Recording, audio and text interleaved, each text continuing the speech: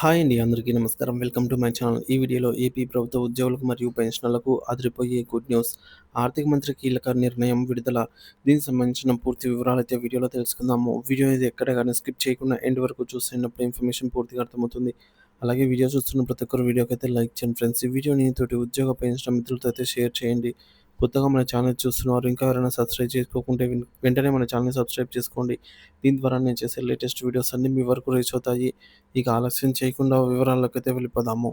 Friends ఇక విషయానికొచ్చినట్లయితే ఆంధ్రప్రదేశ్ ప్రభుత్వ ఉద్యోగులు, పెన్షనర్లకు కొత్త ప్రభుత్వం కీలకమైన హామీ ఇచ్చింది.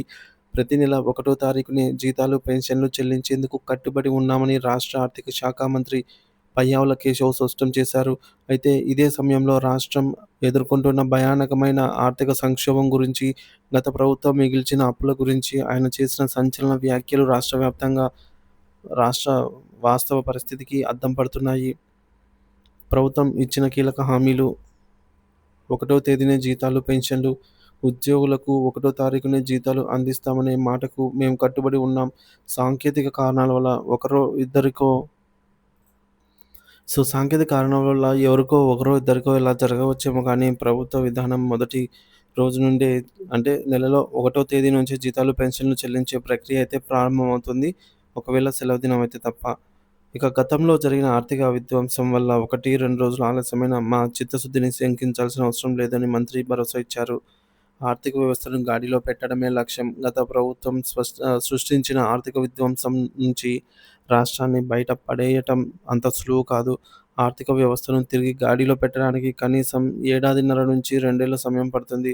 మేము ఇప్పటికే ఆ పనిని ప్రారంభించాం అని, ఆర్థిక చక్రం త్వరలోనే వేగం పుంజుకుంటుందని దృఢంగా నమ్ముతున్నాం అని పయ్యావుల కేశవ్ ధీమా వ్యక్తం చేశారు.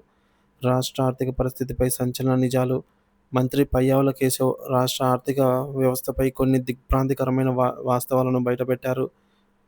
ఆదాయంలో 99% జీతాలకే. రాష్ట్రానికి వస్తున్నటువంటి ఆదాయంలో ఏకంగా 99% కేవలం ఉద్యోగుల జీతాలు, పెన్షన్లు, హెచ్ఆర్ బిల్లులు చెల్లింపులకే సరిపోతుందని.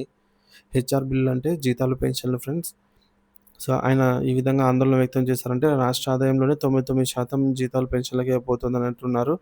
గత 5 ఏళ్లలో ఒకానొక సందర్భంలో, ఒకానొక సమయంలో ఇది ఏకంగా 100% దాటి 107%కి చేరిందని అని కూడా చెప్పారు. అంటే మన ఆదాయానికి మించి అప్పు చేసి మరి జీతాలు చెల్లించాల్సిన దుస్థితి ఏర్పడింది అంటున్నారు. ఇది మేము ప్రాథమికంగా చేసిన విశ్లేషణ అని తెలిపారు.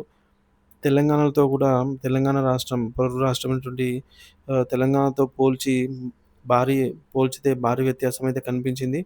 మనం అంటే ఉమ్మడి ఆంధ్ర రాష్ట్రము, విడిపోయిన సోదరుల రాష్ట్రమైనటువంటి తెలంగాణలో జీతాలు, పెన్షన్లు, ఖర్చులు, వారి ఆదాయంలో కేవలం 40-50% మాత్రమే ఉంది. మన రాష్ట్రంలో మాత్రం ఈ భారం రెట్టింపు స్థాయిలో ఎందుకుంది? ఈ వ్యత్యాసానికి కారణాలేమిటి? రాష్ట్ర విభజనలో మనకు ఎక్కువ ఉద్యోగులు వచ్చారా? లేక అనవసరమైన పోస్టులను సృష్టించారా అనే అంశాలపైన లోతైన అధ్యయనం చేయాల్సిన ఉంది అని ఆయన పేర్కొన్నారు. ఉద్యోగ సంఘాల విమర్శలపై స్పందన. ఉద్యోగులపై భరోసా. కొందరు ఉద్యోగ సంఘాల నాయకుల విమర్శలపై మంత్రి ఘాటుగా స్పందిస్తూ ఉద్యోగుల పట్ల ప్రభుత్వానికి ఉన్న బాధ్యతను గుర్తు చేశారు. విమర్శలపై ఘాటు స్పందన. ఏ ఉద్యోగ సంఘ నేత ప్రెస్ మీట్ పెట్టారో నాకు తెలుసు. వెంకట్రామరెడ్డి గారు సహజంగానే వైసీపీకి అనుకూలంగా ఉంటారు అని పయ్యావుల కేశవ్ గారైతే తెలిపారు. ఆయనకు జీతం ఎప్పుడు పడుతుందో నాకు తెలీదు కానీ, మేము రాష్ట్రాన్ని ఇంతటి సంక్షోభం నుంచి బయటపడేయడానికి ప్రయత్నిస్తూ ఉంటే, ఆయన అంత ఆషామాషీగా విమర్శలు చేయడం తగదు అని చురక అంటించారు. ఉద్యోగుల కష్టాలు మాకు తెలుసు. గత 5 ఏళ్లలో ఉద్యోగులు పడిన కష్టాలు, వారి ఆవేదన మాకు గుర్తున్నాయి. వెంకట్రామరెడ్డి గారు పడ్డారో లేదో నాకు తెలీదు కానీ, ఉద్యోగులు మాత్రం ఇబ్బందులు ఎదుర్కొన్నారు. వారు కూడా ఈ రాష్ట్ర పౌరులే. రాష్ట్రం బాగుండాలని వారు పడిన తపన మాకు తెలుసు. వారికి అండగా నిలబడటానికి మా ప్రభుత్వం అన్ని విధాలా ప్రయత్నిస్తుంది అని ఆయన హామీ ఇచ్చారు. ప్రస్తుతానికి రాష్ట్ర ఆర్థిక వ్యవస్థ కేంద్ర ప్రభుత్వం ఇస్తున్న ఆక్సిజన్ మీద నడుస్తుందని, కానీ రాష్ట్రం సొంతంగా నిలదొక్కుకోవాలని మంత్రి స్పష్టం చేశారు. మన సమస్యలకు మనమే పరిష్కారాలు వెతుక్కోవాలి. ఈ భారాన్ని రాత్రికి రాత్రే పరిష్కరించలేం. కానీ ఉద్యోగుల పట్ల మా ప్రభుత్వం కట్టుబడి ఉంది. వారి హక్కులను కాపాడతాం. వారి సహకారంతోనే రాష్ట్రాన్ని మళ్ళీ అభివృద్ధి పథకంలో నడిపిస్తాం అని పయ్యావుల కేశవ్ పేర్కొన్నారు. సో, ఈ మేరకు ఏపీ ఉద్యోగులకు శుభవార్త తెలుపుతూ 1వ తేదీనే జీతాలు, పెన్షన్లు జమ చేయడానికి ప్రభుత్వం అన్ని ఏర్పాట్లు పూర్తి చేస్తుంది. అలాగే కానీ రాష్ట్ర ఖజానాపై ఆర్థిక మంత్రి పయ్యావుల కేశవ్ గారు కొన్ని సంచలన వ్యాఖ్యలైతే ఈ విధంగా తెలిపారు. సో, ఆయన ఏమన్నారనేది ఆయన మాటల్లోనే విందాం. అందుకోవాలి అని అంటే it takes about minimum cycle of 1.5 to 2.5 years. ఇప్పుడు గాడిన పెట్టాం. డెఫినెట్గా ఈ ఎకనామిక్ సైకిల్ ఇక నుంచి వేగం అందుకుంటుంది అనేటువంటిది మేము నమ్ముతున్నాం. ఏంటి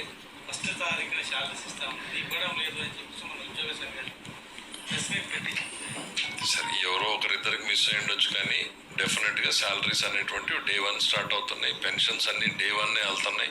వెళ్తే 2-3 తారీఖుల వరకు కూడా వెళ్ళొచ్చేమో. కానీ ఈ రాష్ట్రంలో జరిగినటువంటి ఆర్థిక విధ్వంసం, మీరు ఏ ఉద్యోగ సంఘం ప్రెస్ మీట్ పెట్టిందో నాకు తెలియదు. వెంకట్రామరెడ్డి గారు పెట్టారా? సో ఆయన యాక్చువల్లీ ఆయన అఫిలియేషన్ వైఎస్ఆర్సీపీకి అనుకూలంగా ఉన్నాడు కాబట్టి ఆయన పెట్టుండొచ్చు.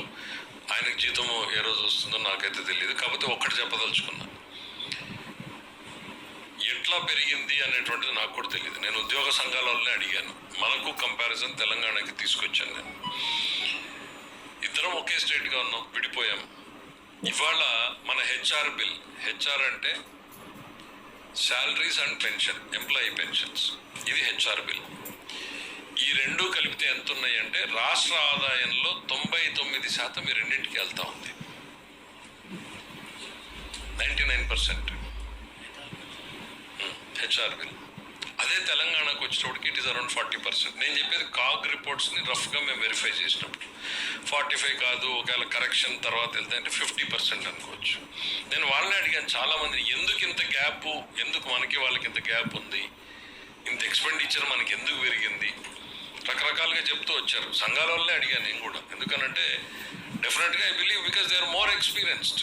నాకన్నా ఈ రాష్ట్రంలో 30-40 ఏళ్ళు వాళ్ళకు ఉన్నారు కాబట్టి రకరకాల మంది చెప్పారు. ఒకటి మధ్యలో వచ్చినటువంటి సెక్రటరేట్ స్టాఫ్ వల్ల కొంత పెరిగిందని, లేకపోతే మనకి డివిజన్లో ఎక్కువ వచ్చారని కారణాలు అయితే స్టడీ చేయాలి.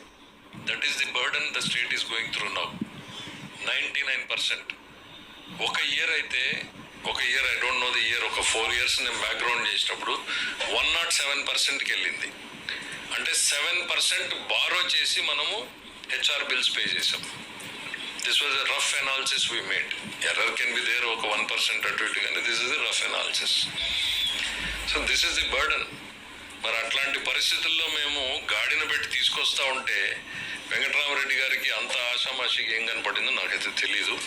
డెఫినెట్లీ మేము మా బాధ్యత ప్రతి నిమిషం గుర్తుపెట్టుకుంటున్నాం. ఈ ఎంప్లాయీస్ వాళ్ళు పడినటువంటి కష్టాలు కూడా మాకు గుర్తున్నాయి. గత 5 ఏళ్లలో వెంకట్రామరెడ్డి గారు పడ్డాడో లేదో నాకు తెలియదు. ఎంప్లాయీస్ పడిన కష్టాలు కూడా గుర్తున్నాయి. వాళ్ళు కూడా ఈ రాష్ట్రంలో సిటిజన్స్ కానీ ఈ రాష్ట్రం బాగుండాలి అని వాళ్ళు పడినటువంటి తపన మాకు గుర్తుంది.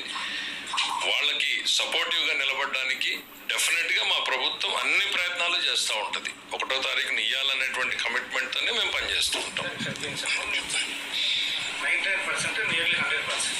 ఒక్క సంవత్సరం ఒక్కలా ఉంటుంది, అంటే వేరియేషన్ అది చూడాలి. అంటే ఇప్పుడు మేము ఒక రఫ్గా బడ్జెట్ ప్రిపరేషన్ అప్పుడు ఒక రఫ్గా అనాలిసిస్ చేసాం. అసలు ఏంటి, ఎక్కడున్నాం మనము, మనకి తెలంగాణలో ఎక్కడ, అట్లా కనపడింది. నేను చాలామంది ఎంప్లాయీస్ సంఘాలు వచ్చినప్పుడు రిప్రజెంటేషన్, ఎందుకు ఇంత డిస్పారిటీ ఉంది, మనకి ఏమన్నా బర్డన్ తెలంగాణ డివిజన్లో ఎక్కువ వచ్చిందా ఏంటి అనేటువంటిది. సో వేరియస్ రీజన్స్ ఉంటాయి. We have to go deeper into it. దాన్ని ఓవర్ నైట్ మనం ఏమీ సాల్వ్ చేసేది కూడా కాదు. But we're committed to the employees. వాళ్ళు ఈ రాష్ట్రం బాగుండాలని పడినటువంటి తపన మాకు తెలుసు. వాళ్ళు చేసినటువంటి పోరాటాలు మాకు గుర్తున్నాయి. వాళ్ళకి శాలరీస్ ఫస్ట్కి ఇచ్చేదానికోసం మేము ప్రయత్నం చేస్తూనే ఉంటాం. వెంకటరామరెడ్డి లాంటి వ్యక్తులు ఏం కామెంట్ చేసినా మేము వాటి గురించి పెద్దగా రెస్పాండ్ అయ్యే పరిస్థితి ఉండదు. అంటే దెర్ కెన్ బి రీజన్స్. నేను అన్నది ఏంటంటే I'm not comparisons.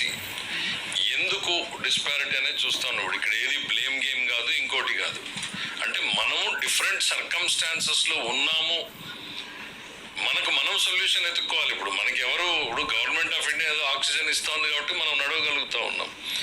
But the state revive అవ్వాలి, స్టేట్ ఎకానమీ ప్రోగ్రెస్ కావాలి, ముందుకు వెళ్ళాలి అన్నప్పుడు మనం ఎక్కడున్నాం, మన సమస్యలు ఏంటి, వాటిని ఎట్లా అధిగమించాలనేటువంటి ప్లానింగ్ మనకు ఉండాలి. Thank you.